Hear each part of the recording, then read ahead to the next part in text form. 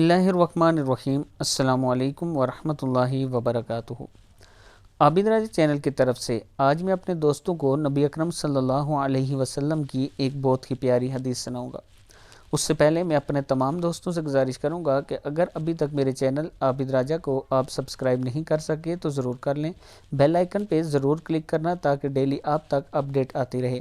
تو سٹارٹ کرتے ہیں۔ بسم اللہ الرحمن الرحیم۔ 3 آدمی جن کی آنکھیں جہنم کو نہ دیکھیں گی۔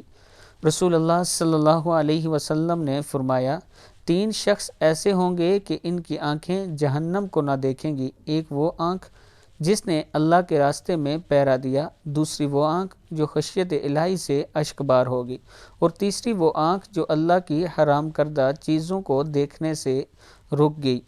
صحیح کی کتاب کے حوالے موجود ہیں، آپ دیکھ سکتے ہیں۔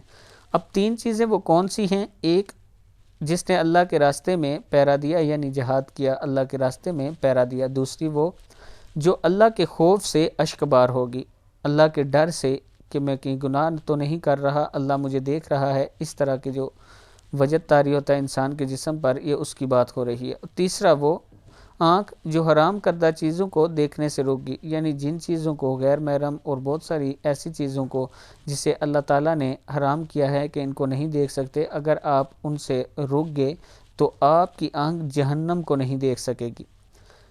اب ان 3 چیزوں پہ عمل کرنا ہے، اور اس ویڈیو کو آگے زیادہ سے زیادہ شیئر کریں۔ السلام علیکم ورحمۃ اللہ وبرکاتہ۔